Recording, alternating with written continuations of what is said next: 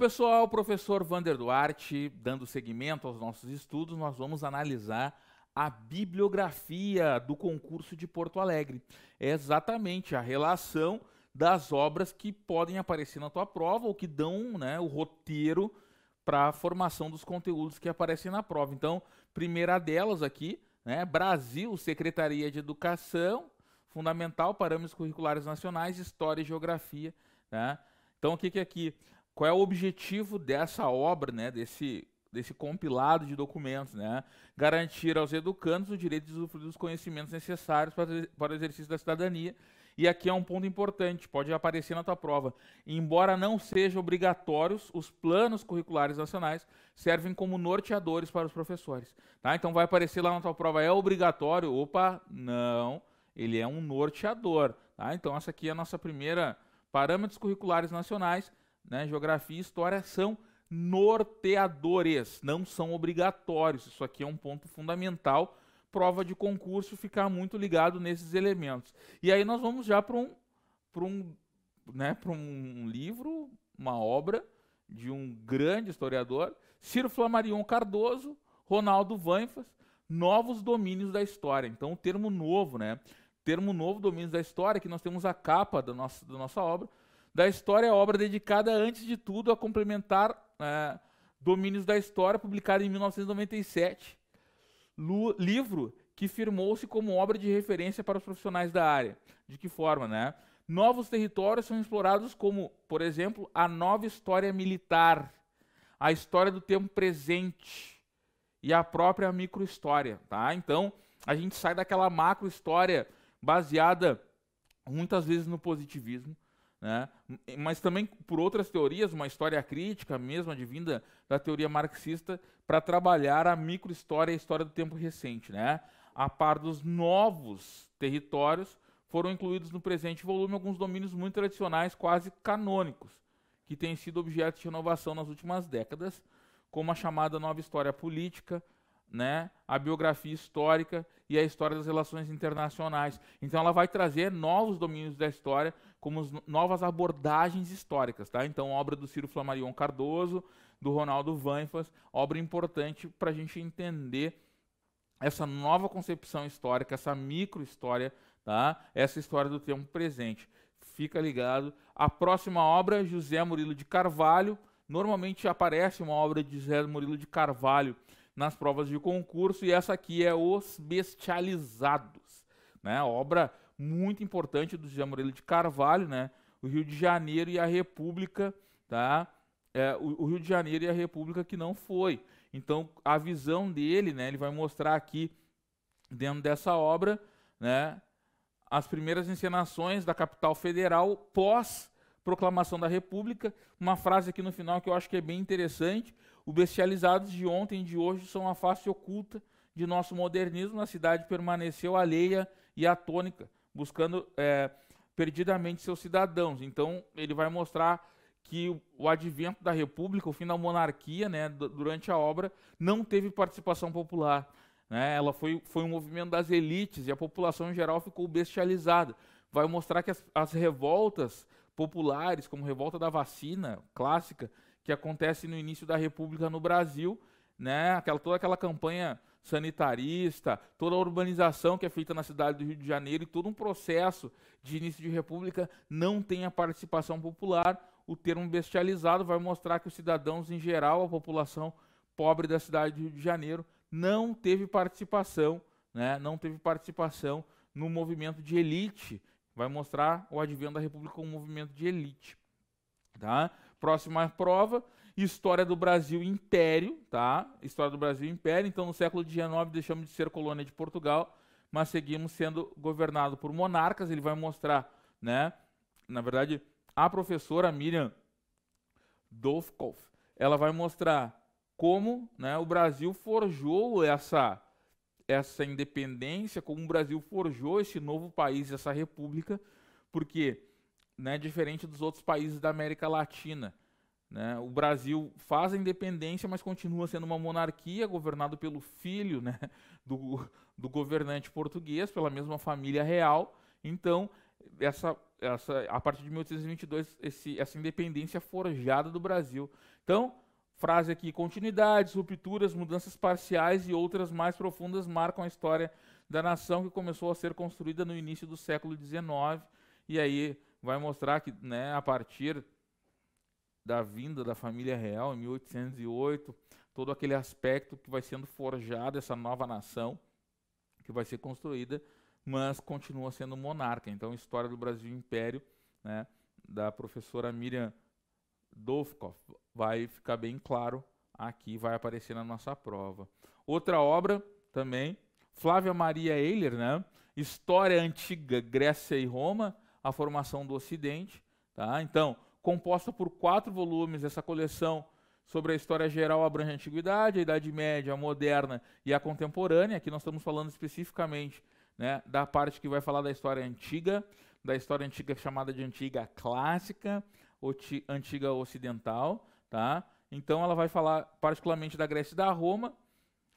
Então os leitores vão entender, né, aqui partilha do mundo tanto entre os gregos quanto entre os romanos.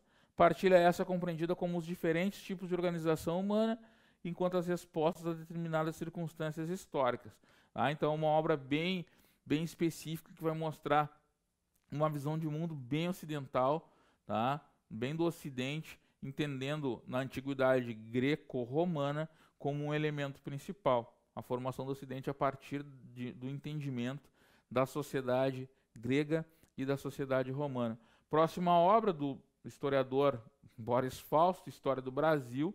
Aqui ele vai pegar um apanhado geral, desde o Brasil colônia até o governo, né, do governo Luiz Inácio Lula da Silva. Ele vai pegar o governo Sarney aqui já na Nova República, mas vamos pegar bem aqui, ó. Ao analisar minuciosamente as grandes linhas de força que indicam o sentido de nossa formação, o autor detém-se no estudo de instituições fundamentais como o sistema colonial, o sistema escravista, os regimes autoritários do século XX, dando ênfase às práticas sociopolíticas, sem deixar de enfrentar questões polêmicas, como as razões do abandono da escravidão, dos indígenas pelos portugueses e a opção pelos africanos. Então, é uma obra bem completa de história do Brasil, pegando desde o período colonial até a atualidade. É uma obra de 2013 que vai analisar até o governo Luiz Inácio Lula da Silva.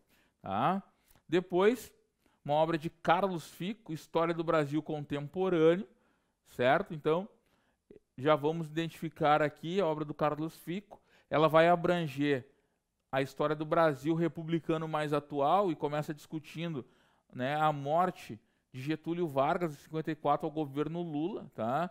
Ele vai relatar os acontecimentos mais importantes da segunda metade do século XX até o início do século XXI. Tá? Ele tem um texto bem direto, vai analisar a Era JK, a renúncia de Jânio Quadros, a ditadura militar. Então, é a segunda metade do século XX e o inicinho do século XXI vai ser abordado nessa obra do Carlos Fico, História do Brasil Contemporâneo. Tá? Uma análise a partir do suicídio de Vargas até o momento atual. Tá? É bom ficar ligado, porque o Boris Fausto vai trabalhar a história do Brasil, né, do início da colonização até os dias atuais. Aqui a gente vai pegar História do Brasil também, na História do Brasil Império. Aqui uma outra obra, então, que vai abordar na segunda metade da República, já segundo momento republicano até os dias atuais. Tá? Aqui nós temos uma obra da História do Rio Grande do Sul, né, do Moacir Flores. Então, História do Rio Grande do Sul, que vai pegar desde a ocupação do território, né, pelos nativos que viviam aqui antes da chegada dos portugueses, até os dias mais atuais, até a República Rio-Grandense. Tá? Todas as revoltas, revoluções que aconteceram no território. Uma outra obra aqui, Didática e Prática de Ensino de História, Experiências, Reflexões e Aprendizados, né? Selva Guimarães Fonseca. Tá? O livro vai pegar e vai fazer reflexões sobre didática e práticas de ensino de histórias envolvidas no ensino fundamental e médio. Então é importante a gente relembrar aspectos, né? As questões didáticas ligadas à formação da cidadania. Tá? Então a gente vê aqui, encontra-se reflexões e sugestões para o desenvolvimento da prática pedagógica nos processos de formação profissional, a fim de questionar e redimensionar as relações entre teoria e prática, saberes disciplinares, pedagógicos e experiências nos campos da didática, da metodologia e da prática de ensino. Tá? Então, uma obra bem específica, didática e prática de ensino de história, fica ligado. Uma outra obra, Teoria da História, de Antônio Fontoura. Então, selecionar fatos históricos é apenas um dos passos no longo caminho da atividade de fazer história. Tá? Então, Teoria da História vai pegar bem. Tá? Então, para realizar esse trabalho, o historiador precisa lançar seu olhar para o passado e refletir criticamente, pois só assim poderá investigar a história. Né? Nestas páginas você encontra a base teórica fundamental para desenvolver suas próprias pesquisas e análises dos textos históricos. Então vai pegar a Teoria da História, essa obra do Antônio Fontoura, Teoria da História. Uma outra obra aqui é Norberto Luiz Guarinello, História Antiga, tá? Então, História Antiga aqui ele vai pegar tanto a História Antiga, né, do Ocidente como a História Antiga do Oriente, tá? E vai analisar ela de uma forma bem global, tá? Então é importante a gente entender ela,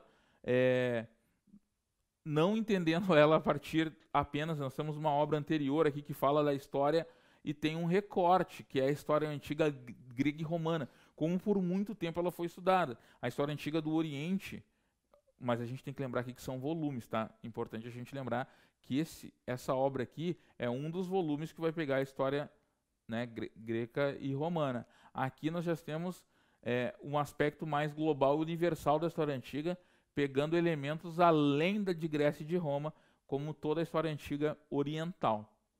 Depois, pessoal, nós temos aqui João Massal Camita, História Moderna, né, os momentos fundamentais da cultura ocidental, né, sempre lembrando o conceito de modernidade dessa Europa moderna, onde vão surgir vários elementos que rompem com a ideia chamada pelos historiadores europeus de medieval. Então, entender essa proposta, entender esses conceitos como humanismo, como renascentismo, né, como renascimento, essa obra vai nos dar essa abordagem. Tá bom, pessoal? Bons estudos e até a próxima aula.